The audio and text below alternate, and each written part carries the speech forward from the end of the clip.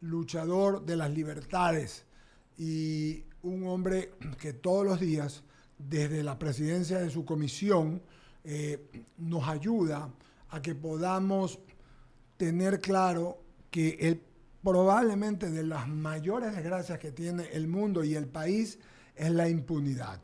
Me refiero al licenciado Fernando Villavicencio, a quien tenemos en plataforma, a quien, repito, reitero mis saludos y mis respetos. Y le pregunto, el día de ayer, mi querido Fernando, lo vi con un grupo de asambleístas, entre los que recuerdo estaba Ricardo Vanegas, entre los que estaban allí, lo que más recuerdo, y es un grupo que se ha formado en la asamblea, una especie de comisión, para poder encontrar o hacer una investigación respecto de los vínculos de la política con la delincuencia organizada.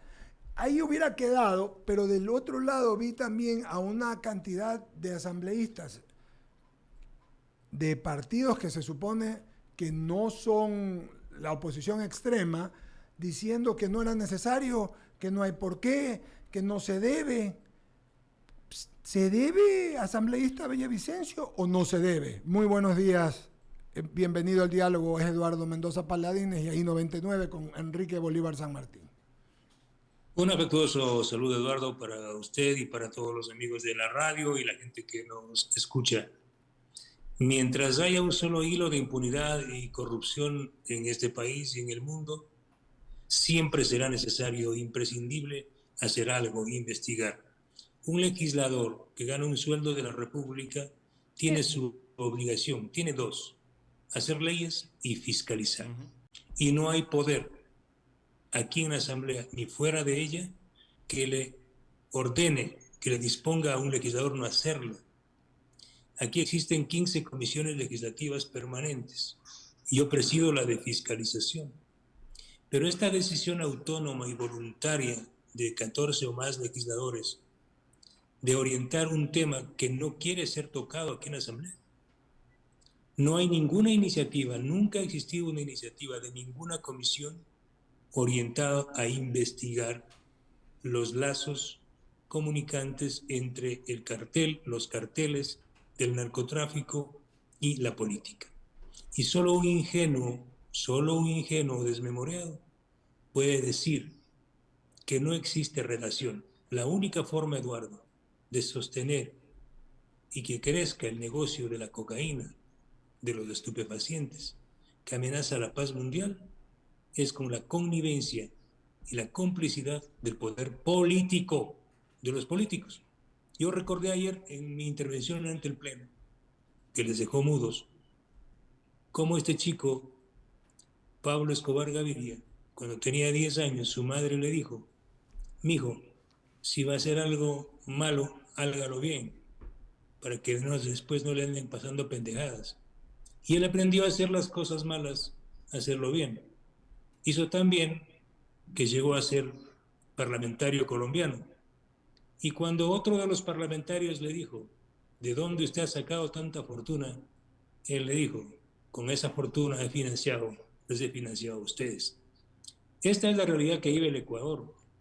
La guerra del narcotráfico y las estructuras criminales en contra de la sociedad ecuatoriana se da porque hay una connivencia de varios políticos de larga data. Por eso la decisión nuestra es investigar, al menos en los últimos 15, 18 años, de cómo fue penetrando el narcotráfico en nuestro país, vinculado con apoyos políticos, financiamientos de campañas y otros. Sí, y lo sigo, Fernando, y vi unas cifras también terribles ayer que las daban en un medio televisivo, que además el consumo en el Ecuador se ha disparado de una manera bestial. Y eso me hace, ayer que entrevistamos en la Asociación Ecuatoriana de Radiodifusión al ministro de Gobierno, le volví a decir algo que todos los ecuatorianos les preguntamos, y es la tabla que permite y el gramaje, y lo ofrecen en las campañas, pero todos los legisladores de todas las tendencias lo ofrecen en las campañas, y luego busca quien te dé Fernando, desde allí viene toda esta desgracia que ya ahora pasa a consumo, porque el consumo lo hacen los que se llaman los famosos pushers, que obligan a que los chicos se hagan adictos para después que les compren. Entonces, entre lo uno y lo otro, lo que está pasando en el Ecuador es un drama, Fernando Villavicencio. Mire, escuche esta información. Cuando se crea la tabla del consumo, ¿sí? ¿Se lo hace para qué y de la mano de qué? De un cambio en el comportamiento de los grandes carteles. Los carteles, el macrotráfico que se puede llamar, antes se sostenía en el pago directo, ¿sí? en dólares a los operadores del narcotráfico. Hoy no es así. El macrotráfico paga a sus operadores intermedios y de abajo con droga. Es decir, estos operadores intermedios y los de abajo, tipo Huacho y otros, reciben a cambio droga para vender ¿en qué? En la red del microtráfico. Esto es lo más pernicioso y complicado que tenemos que enfrentar. Entonces, si tenemos nosotros un ejército de miles de hombres armados, porque son miles, se cuentan cerca de 15 o 20,000 hombres armados, un ejército clandestino, irregular, brutal, formado en escuelas del crimen organizado con chicos de 14, 15 años y más pequeños incluso. Son ellos los que sostienen esta red de microtráfico a nivel nacional. Entonces, el golpe tiene que venir arriba y abajo. Esa es la plaga y el flagelo que estamos viviendo ahora. Reitero, no existiría microtráfico si no se ratificara este comportamiento de que los grandes carteles pagan a sus operadores en cocaína. ¿Y qué hacen los operadores? Para poder recuperar su dinero, expenden la cocaína en sus redes que tienen controladas las principales ciudades del país. Y siguiendo su línea, la comisión de la que lo vi ayer a usted liderar con Ricardo Vanegas y otros asambleístas más, ¿van a poder ejercer su trabajo? Porque por ahí saliendo, me parece que el asambleísta Torres decía que eso tiene que ser con autorización del Pleno, como restándole a la comisión, miren, legitimidad y procedencia legal, Fernando Villavicencio. ¿Podrán hacer esto ellos? ¿Tienen la razón? ¿Por qué no hacen ellos una comisión? Me admira que el señor Torres no haya procurado o liderado conformar una comisión para que investigue los vínculos del narcotráfico con los políticos. Hágalo. No lo han hecho. Nadie nos impide a nosotros conformarnos a hacer lo que nos dé la gana. Somos legisladores y si nuestra gana es hacerlo bien, lo vamos a hacer muy bien. Es una decisión autónoma nuestra. A mí ningún pleno, nadie me va a cuestionar. Yo como legislador tengo constitucionalmente la facultad de investigar y fiscalizar. Si hoy sumamos fuerzas y fortalezas, 14, 15, 10 legisladores, esto es mucho mejor. Además, tenemos claramente marcada una ruta y un mapa de cómo vamos a trabajar. Vamos a investigar los orígenes desde el gran informe que presentó Pancho Huerta en el caso Angostura, recuerden ustedes. Lo recordamos. Esa fue una caída impresionante.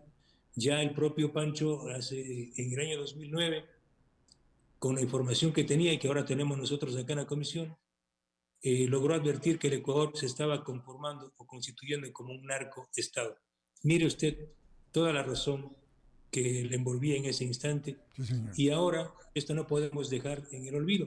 De ahí tenemos información que estamos requiriendo a la Embajada Americana y a la DEA sobre la presencia en las cúpulas policiales y militares de elementos contaminados con el narcotráfico. Esto no puede quedar en un simple titular de portada, decir, aquí hay generales narcos o aquí hay oficiales narcos. Tenemos que acceder a información mucho más precisa y, reitero, la única posibilidad de enfrentar a una estructura criminal transnacional es con una acción transnacional de la gente buena. Y para finalizar de mi parte y pasarle a mis compañeros, Fernando Villavicencio, y como siempre agradeciéndose de su claridad y su frontalidad, ¿no? Y sus buenas deducciones.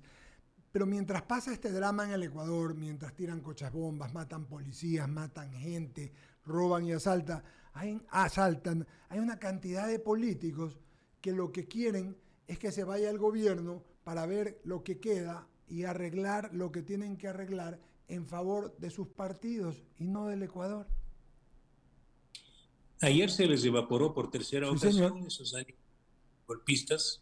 Es la tercera ocasión en año y medio del gobierno de Lasso que los mismos sectores, algunos mixturados, han intentado aprovecharse momentos difíciles para echar abajo al gobierno. El primer momento fue el caso del aparecimiento de estos famosos Pandora Papers. Luego, recuerde usted, con la captura, uno de los mayores golpes que dio la policía y la fiscalía en contra del cartel Jalisco Nueva Generación, con la captura de Leandro Norero, asesinado recientemente en la cárcel de La Tacunga. Este hecho permitió que el país conozca los vínculos de una estructura criminal narcodelictiva con organizaciones de delincuencia pública que habían traficado con medicamentos en la época de pandemia, me refiero al señor Jordán y la gente de su piscina, y luego también los vínculos con algunos políticos. Esto disgustó muchísimo a estos grupos delictivos y luego combinaron una acción conspirativa en el levantamiento, en el paro del movimiento indígena, que afortunadamente no llegó a la destitución del presidente Guillermo Lasso. Y esta fue la tercera intentona de este grupo, pero ventajosamente con acción valiente y luego de un año de modorra del gobierno del presidente Muy Lasso, buena. la acción valiente en las cárceles del Ecuador permitió desinflar además la acción también positiva de muchos sectores sociales y políticos del Parlamento que no se prestaron para esta jugarreta golpista, se desinfló la tercera intentona desestabilizadora. Gracias, Fernando Villavicencio. Estamos en I99 en el programa Diálogo. Enrique San Martín, saludamos a Ramiro. Buenos días. Buenos días, Eduardo, Enrique. ¿Cómo estás, querido Enrique Bolívar San Martín, adelante. Gracias, Eduardo. Licenciado Villavicencio, en verdad es un gusto tenerlo en esta mañana. Y antes de formular mi pregunta, quiero compartir con la audiencia esto que trae Diario Expreso, 8 de noviembre de 2022. El periodista Roberto Aguilar. El correísmo quiso y no pudo. No hubo votos para la nueva conspiración contra el gobierno. Sin ese incentivo político, el debate sobre la inseguridad en la Asamblea se redujo a la nada. Una resolución llena de obviedades se aprobó con 120 votos. Y con este preámbulo quiero señalar, y lo dije muy temprano, ahora resulta que hay muchos que se van a subir al carro ganador, mientras transcurrió una semana donde aquí en estos micrófonos hablamos de incertidumbre, de terrorismo, de miedo, y 7 días después aparecen en la Asamblea y llegan a la conclusión de que la violencia es mala y por tanto hay que contrarrestarla. Felicitaciones, licenciado Villavicencio, y ojalá que esta comisión llegue a buen puerto. Y eso es lo que pregunta la ciudadanía. ¿Qué garantías hay de por medio, licenciado Villavicencio? Porque ustedes se han, o al menos se han subido a un potro bastante chúcaro y peligroso, incluso mortal. Pero, repito, ¿cuál es la garantía de que esto llegue a buen puerto y que finalmente podamos conocer quiénes son los que durante 10 o 15 años han venido lucrándose a través del narcotráfico en el Ecuador?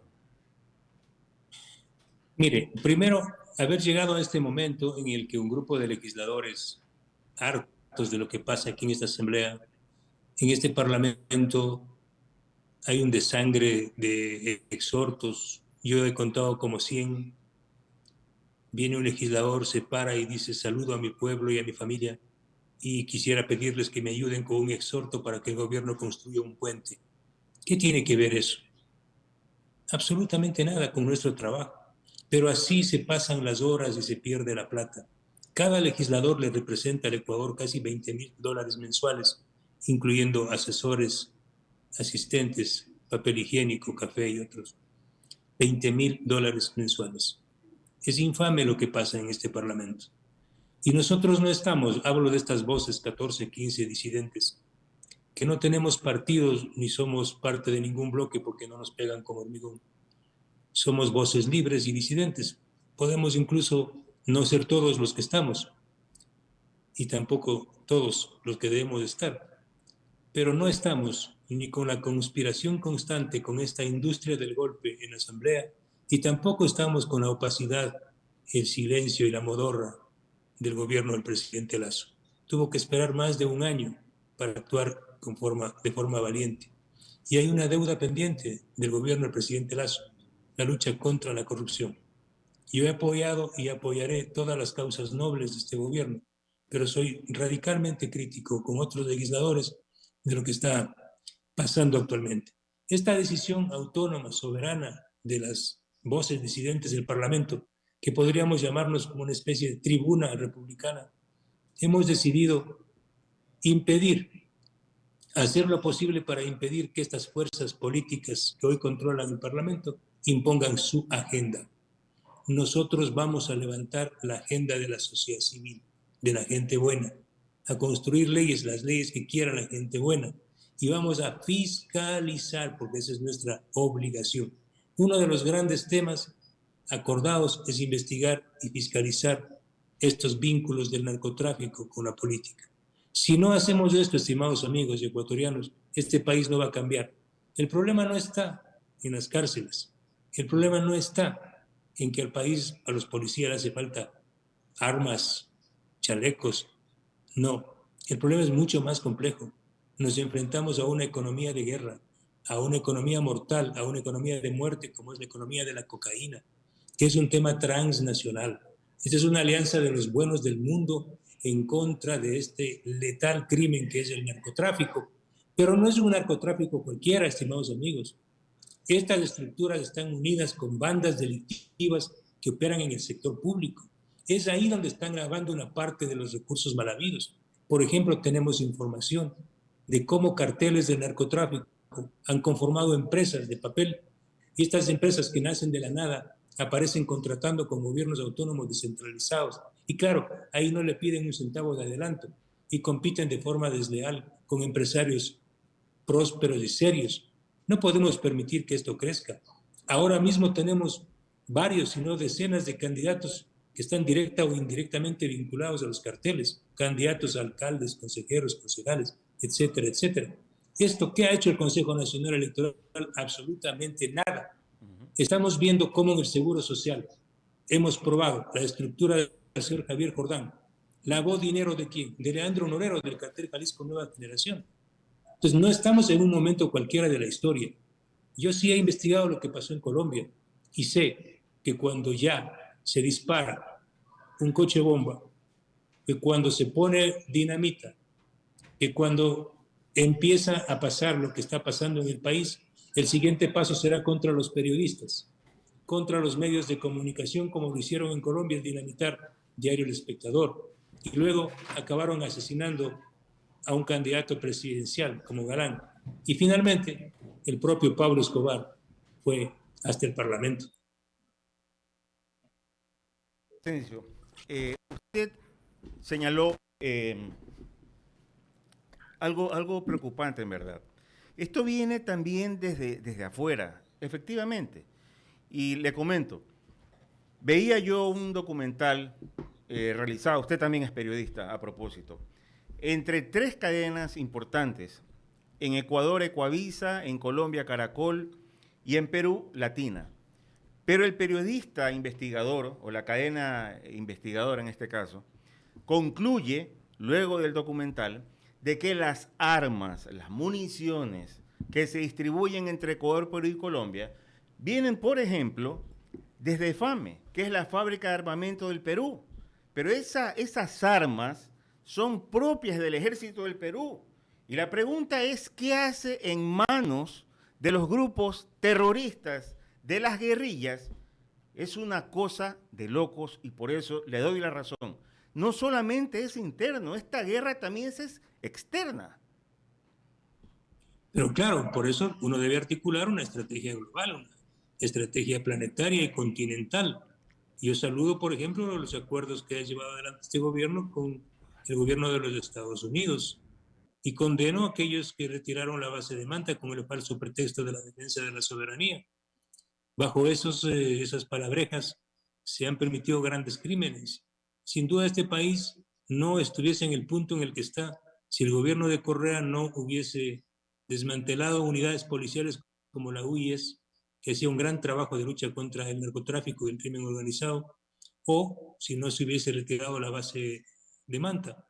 Estos son temas que hoy debemos discutirlo en otro sentido y en otro nivel con las nuevas tecnologías. Pero lo que usted dice es cierto, mire, no es posible enfrentar al narcotráfico solo, porque el narcotráfico ahora está permeado con la minería ilegal. ¿Cómo trafican ahora? ¿Cómo mueven grandes sumas de dinero? Ya no están moviendo maletas de dólares, están moviendo lingotes de oro. ¿Qué encontraron en la casa de Leandro Norero en San Borondón? Más de 40 lingotes de oro, porque es mucho más fácil transportar, comercializar, sacar del país un lingote de oro de forma legal, entre comillas, que una maleta con 10 millones de dólares. Es decir, esto demuestra de que estamos en condiciones distintas y que los enemigos de hoy no son los mismos enemigos de ayer. Y el rol incluso de las Fuerzas Armadas, de la seguridad pública, de la fuerza pública en el Ecuador debe ser distinto. Deben controlarse las fronteras, pero no, ¿para qué? Porque el enemigo ya no es el ejército regular del otro lado.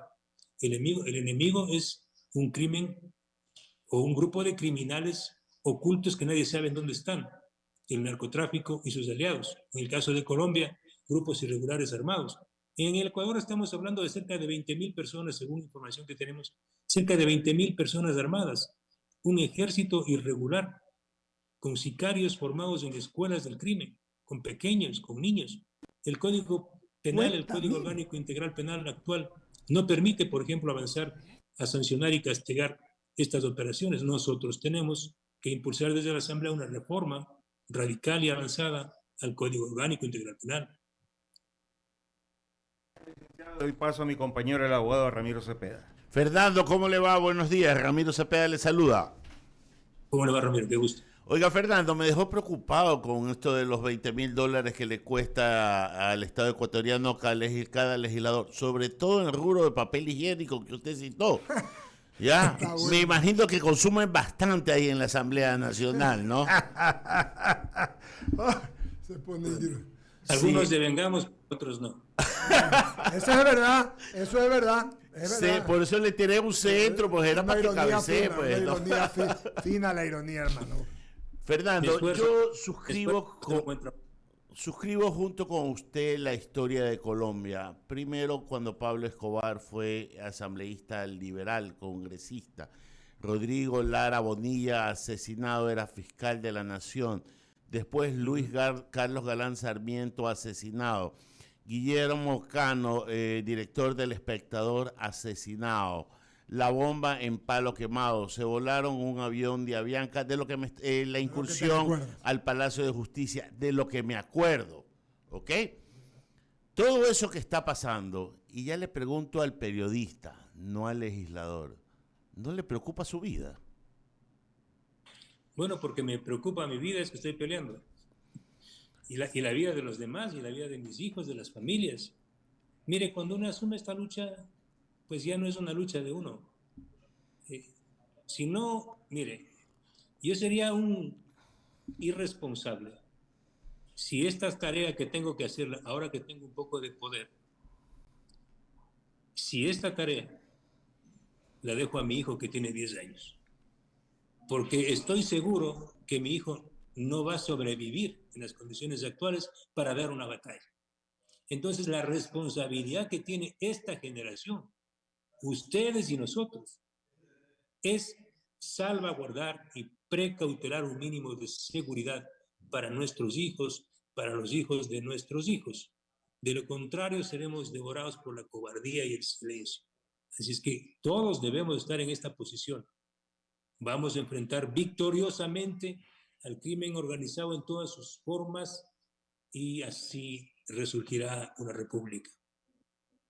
Hoy en la mañana escuchaba en un canal televisivo al asambleísta Esteban Torres y la narrativa de él hacía pensar que el Congreso, la Asamblea Nacional, le había dado todo al gobierno nacional para que tenga los insumos suficientes y necesarios para combatir la delincuencia. Y a mí se me ocurrió aquella frase de Quino, dice, yo no quiero que me ayudes, con que no me jodas es suficiente. Es buena ¿ya? la frase. Y la Asamblea lo que menos ha hecho, con honrosas excepciones que no están en la mayoría, por supuesto, es ponerle trabas a un gobierno sin darse cuenta que el tema es una lucha del Estado y que el éxito de esta lucha del Estado es salvaguardar la vida de ustedes, asambleístas, de la función judicial, de la fiscalía y de los ciudadanos de a pie, que por el pecado de transitar o poner gasolina a nuestro carro podemos ser víctimas de un atentado terrorista.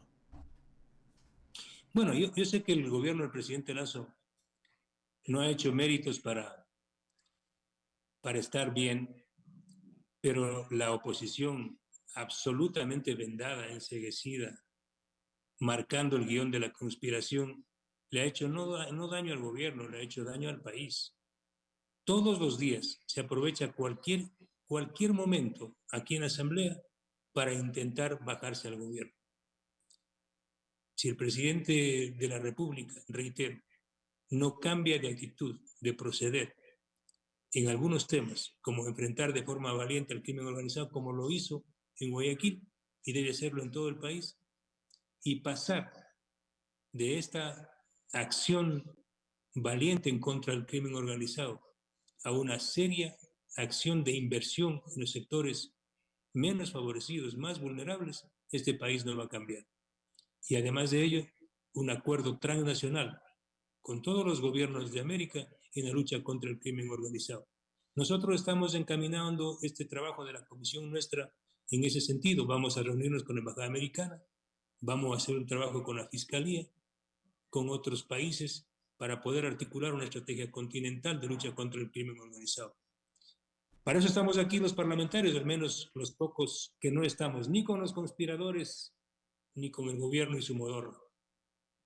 Fernando, dos cosas antes de terminar la entrevista. Primero, yo he venido sosteniendo aquí en estos micrófonos de que más importante, no menos importante, sino más importante que seguir las armas y seguir la droga es seguir el dinero. Lo has dicho varias veces. Porque el dinero en las proporciones y cantidades que se manejan no puede pasar fuera del sistema, no puede estar fuera del radar.